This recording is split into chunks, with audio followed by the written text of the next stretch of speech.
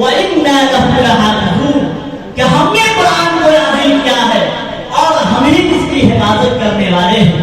اسی طرح آگے دوسری جگہ فرماتے ہیں الف لام میم ذالک الکتاب لا ریب فیہ کہ یہ ایسی کتاب ہے جس کے اندر ذرہ برابر شک و شبہ کی گنجائش نہیں.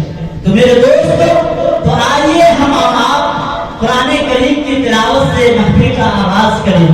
تو قرآن کی تلاوت کے لیے میں ایسے قاری مشرحان کو دعوت دیتا ہوں جو کسی تعارف کے محتاج نہیں, جن سے میری مراد حضرت مولانا قاری خلیل اللہ صاحب ہیں.